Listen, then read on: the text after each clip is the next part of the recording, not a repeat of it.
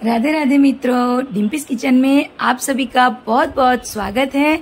मैं डिम्पी आज आपके लिए लेकर आई हूँ गणपति जी को प्रिय भोग, जो गणपति जी को बहुत ही पसंद है, ऐसे एक लड्डू जो मैंने बनाए हैं बहुत ही झटपट और बहुत ही आसान तरीके से। तो वीडियो को पूरा वॉच कर लीजिएगा और अगर वीडियो पूरा वॉच करने के बाद रेसिपी पसंद आए तो वीडियो को एक लाइक और शेयर करना मत भूलिएगा। तो चलिए वीडियो को शुरू करते हैं। यहाँ पर सबसे पहले मैंने एक बड़ा सा बर्तन ले लिया है जिसमें मैंने एक कटोरी सेट की है, उसी से सारा मेजरमेंट करेंगे। तो यहाँ पर मैंने देखिए ये गेहूं का आटा लिया है।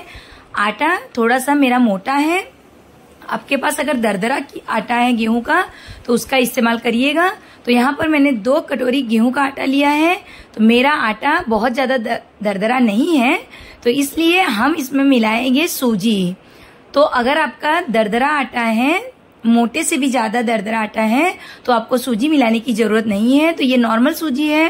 तो यहाँ पर मैंने 5 से 6 चम्मच सूजी को मिला लिया है। तो सूजी और आटे को सबसे पहले अच्छे से हम हाथों से पहले मिक्स कर लेंगे और अब हम इसमें मिलाएंगे मोयन के लिए तेल। तो जिस कटोरी से मैंने आटा लिया था उसी का चौथाई हिस्सा मैंने यहाँ पर रिफाइंड ऑयल लिया है, 1 चम्मच बचा लिया है। बाकी का सारा ऑयल हमने आटे में मिला लिया है। पहले इतना तेल पहले मिलाकर देखें कि कम लगेगा तो बाकी का तेल भी हम मिलाएंगे। तो अच्छे से हाथों से रब करते हुए बढ़िया से आटे को और तेल को मिला लेंगे ताकि एक एक आटे के दाने में अच्छे से बढ़िया से हमारा मोयन मिल जाए। देखिए मुट्ठी कितनी आसानी से बन रही है।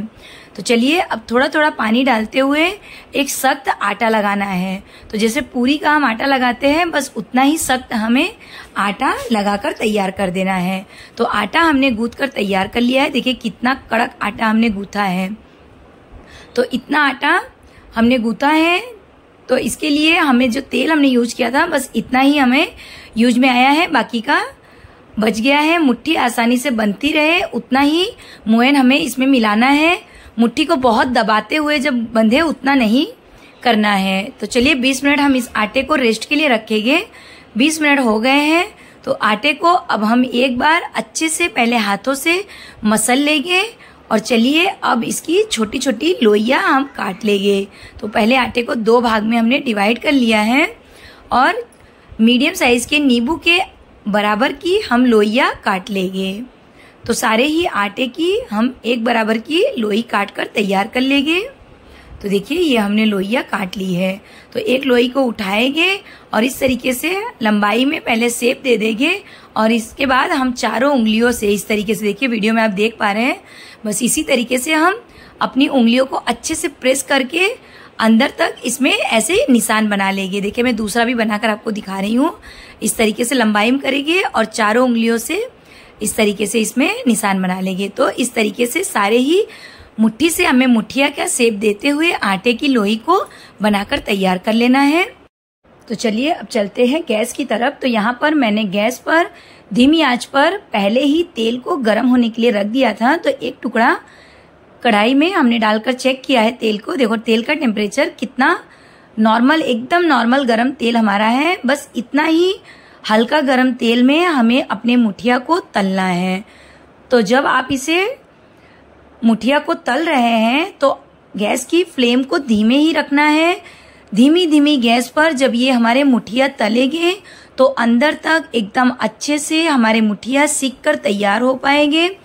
और जब ये एकदम अंदर से बढ़िया सीखे रहेंगे तभी हम इसके जब लड्डू बनाएंगे तो बहुत ही बढ़िया क्रिस्पी बनेंगे। वरना ऊपर से जल्दी, अगर आप तेज आंच रखेंगे तो ऊपर से जल्दी से लाल हो जाएंगे और अंदर से ये कच्चे रह जाएंगे। तो उलट पलट कर मैंने तकरीबन 7 से 8 मिनट में मुठिया हमारा पककर सीखकर अच्छे से तैयार हो गया है। कलर भी बढ़िया आ गया है। तो इसे निकाल लिया है एक झारे पर, एक्स्ट्रा ऑयल ताकि निकल जाए। तो सारे ही मुठिया को इसी तरीके से हमें धीमी और मीडियम गैस पर तलकर तैयार कर लेना है। आप शुरुआत में एकदम गैस को धीमी ही रखिएगा, फिर जब आपको निकालना है तो हल्की सी मीडियम गैस पर आप इसे कलर के लिए थोड़ा सा तेज कर सकते हैं। मीडियम गैस पर आप इसमें कलर लाने के लिए कर सकते हैं। तो सारे ही मुठिया हमने बनाकर तैयार कर लिए हैं। तो जो पहले तली थी उसे हम तोड़कर पहले रख लेंगे तो सारे ही मुठिया को हमें तोड़ना है, पर अभी जो निकाले बहुत गर्म है, तो जितनी देर हम बाकी के मुठिया को तोड़ रहे हैं तब तक दूसरे मुठिया हमारे ठंडे हो जाएंगे। तो देखिए सारे ही मुठिया हमारे ठंडे हो गए थे, तो हमने इसे छोटे छोटे टुकड़ों में तोड़ लिया है। अभी ये पूरी तरीके से ठंडे नहीं हुए हैं, लेकिन अंदर से बहुत बढ़िया ये पके हुए हैं। तो जब तक हमारे मुठिया ठंडे हो रहे हैं, इसे हमें मिक्सर में पीसना है, तो पूरी तरीके से ठंडा कर लेना है। तब तक हम काजू और बादाम ड्राई फ्रूट में हमने ले लिए हैं, इसे हम छोटे छोटे टुकड़ों में कट कर लेते हैं। तो ये हमने छोटे छोटे टुकड़ों में कट कर लिया है, और साथ ही हमने यहाँ पर 1 कटोरी चीनी ले ली है। तो जिस कटोरी से हमने गेहूं का आटा लिया था, उसी से मैंने एकदम ऊपर तक भरकर चीनी ले ली है, क्योंकि पीसने के बाद हम इसे छानेंगे तो कुछ चीनी हमारी खड़ी भी रह जाती है, तो इसलिए हमने इसे भरकर ले लिया है। तो चीनी को आप अपने अकॉर्डिंग कुछ कम या ज़्यादा भी कर सकते हैं मीठे को। तो चीनी के पीस के हमने चीनी को पाउडर बना लिया है, रखते हैं साइड पर, और चीनी के पाउडर को हमने अलग बाउल में खाली कर लिया है। तो सेम जार में अब हम अपने जो तोड़ के मुठिया रखे हैं, इसे अच्छे से मिक्सर में पीस लेंगे। तो सेम जार में मैंने इसे पीस लिया है। तो देखिए थोड़ा थोड़ा करके 3 से 4 बैच में हमें ये मुठिया को पीसना है। तो देखिए ये हमारा पीस गया है, पर ये अभी थोड़ा ज़्यादा मोटा लग रहा है, तो इसे हम एक बार छलनी से चाल लेंगे। तो ये देखिए ये मीडियम वाली जो छन्नी होती है हमारी आटा चालने वाली, वही चलनी हमने ली है, लेकिन बहुत बारीक वाली चलनी नहीं है। तो जो ये मोटा वाला पार्ट हमारा ऊपर निकल रहा है, इसे हम फिर से मिक्सर के ग्राइंडर में डाल देंगे, और बाकी के मुठिए के साथ हम इसे भी पीस लेंगे। तो थोड़ा थोड़ा करके हमने 3 से 4 बार में सारे ही मुठिया को अच्छे से पीस लिया, फिर से चाल लिया, और चाल के हमने अपने मुठिया का जो पाउडर है वो बनाकर तैयार कर लिया है। मतलब लड्डू के लिए जो हमारा आटा है वो एकदम बढ़िया छन कर तैयार हो गया है। तो सारा ही आटा हमारा तैयार है। तो चलिए अब गैस पर एक कढ़ाई चढ़ाते हैं। इसमें हमने उसी कटोरी से आधी कटोरी देसी घी ले लिया है। लड्डू वगैरह मिठाई वगैरह देसी घी में ही अच्छे लगते हैं। तो घी को अच्छे से गर्म कर लेना है, और इसी में हम तल लेंगे अपने काजू और बादाम। तो काजू और बादाम हमने अच्छे से इसमें हल्के से क्रंची कर लिए हैं। तो सेम घी में हम यहाँ पर 2 से 3 चम्मच किशमिश ले रहे हैं, उसे भी अच्छे से फ्राई कर लेंगे। तो किशमिश को बहुत ज़्यादा फ्राई नहीं करना है, बस हल्के से ये फूलने स्टार्ट हो गए तभी हम इसे घी में से निकाल कर अलग कर लेंगे। तो किशमिश भी हमने अच्छे से तलकर रेडी कर ली है। तो चलिए अब हम चलते हैं अपने लड्डू के बनाने के प्रोसेस में। तो यहाँ पर हमने जो आटे को अपने दरदरा कर छान कर रखा है, इसमें हम फ्रेश इलायची को कूट कर मिलाएंगे। इलायची को हमने 4-5 इलायची को फ्रेश पीस कर ले लिया है, और साथ ही में अब हम मिला लेंगे जो हमने चीनी पीस कर रखी है। ये 1 कटोरी भरकर चीनी हमने पीसी थी। तो जिस कटोरी से हमने आटे को नापा था, उसी से नापकर हमने घी और चीनी को लिया है। तो घी हमने आधी कटोरी ली है, और चीनी हमने 1 कटोरी ली है। 2 कटोरी आटा के लिए ये मेजरमेंट एकदम परफेक्ट है।